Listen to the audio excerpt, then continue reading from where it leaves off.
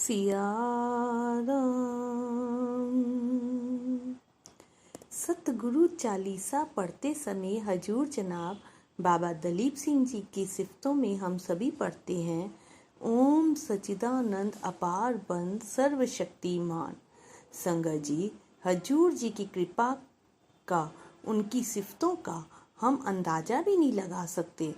वो जो हम सभी के लिए आज भी किए जा रहे हैं, वे अपने आप में इस बात का सबूत है।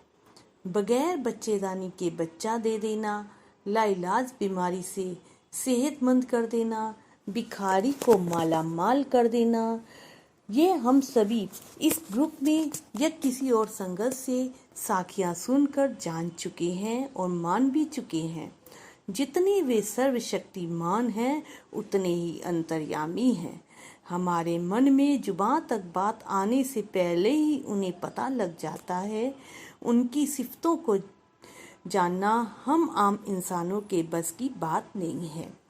हजूर त्रिलोकीनाथ हम सभी को आने वाले खतरे दुर्घटनाओं से बचा लेने में समर्थ हैं। पाकिस्तान में जो हाल वहाँ से आने वाले रहने वाले हिंदुओं के साथ हुआ, वो एक दुखद प्रसंग है। लेकिन ये सब हम सभी को मालूम है कि हजूर जी को मानने वाला उनका कोई भी बच्चा वहाँ मारा नहीं जा सकता।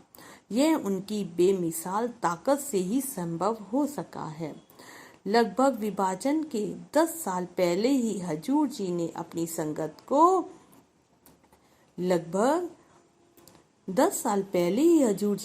संगत को विभाजन के बारे में बता दिया था। यह घटना जो मैं आप सभी से बांटने जा रहा हूँ, वो पंडियावाला हजूर जी उन दिनों पंडियावाली आए हुए थे। दूर दूर से संगतें आ रही थी और दर्शन का लाभ उठा रही थी। हजूर अंतर्यामी दीनानाथ आप सत्संग में विराजमान थे। ऐसे ही एक दिन 2 सरदार लड़के नीली पगड़ी बांधे हुए आए। हजूर जी बड़ी मौज में थे और अपने अमूल्य प्रवचनों से संगतों को निहाल कर रहे थे। उन लड़कों ने आकर हजूर जी को मत्था टेका और जाकर संगत के बीच बैठ गए। आधा घंटा बीत गया और वे बच्चे बड़े हैरान थे। तभी हजूर जी ने आवाज देकर अपने पास बुलाया। वे आवाज हजूर जी सुनकर हजूर जी के पास खड़े हो गए। सत्संग रुक गया। सभी संगत खामोश थी। हजूर जी ने उन लड़कों को कहा, बेटा, तुम जो काम करने के लिए इतने दिनों से तैयारी कर रहे थे, अब वो काम पूरा कर लो।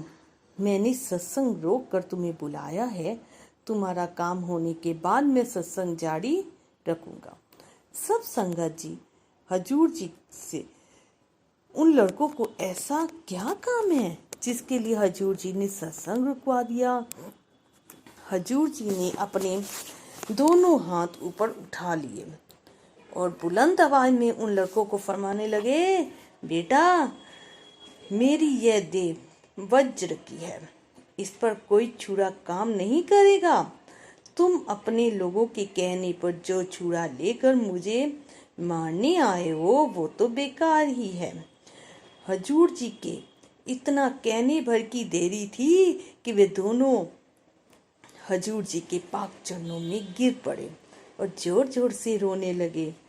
अब उन दोनों ने अपने कपड़ों में से 2 बड़े बड़े छुरे हजूर जी के सामने रख दिए और रोते रोते कहने लगे, हजूर जी, हमें माफ करें। हमें कुछ लोगों ने उकसाया था कि इन छुरों से हम आप पर जानलेवा हमला करें, लेकिन आप तो अंतर्यामी हैं। आप हमारे यहाँ आते ही अपने सभी राज जान लिए और हमें सबके सामने जैसे नंगा कर दिया। आपने जो जो शब्द कहे हैं वे सत्य हैं। हमारे हजूर अंतर्यामी सर्वशक्तिमान दया के सागर ने उन्हें माफ करते हुए कहा, अरे, जो गुरु खुद की रक्षा नहीं कर सकता, वे अपने प्यारे बच्चों की क्या रक्षा करेगा? सतगुरु वही है जो अंतर्यामी है, जो सर्वशक्तिवान है। बोल साचे दरबार की जय। संगत जी, साखी सुनाने में कोई गलती हो गई हो तो माफ कीजिएगा।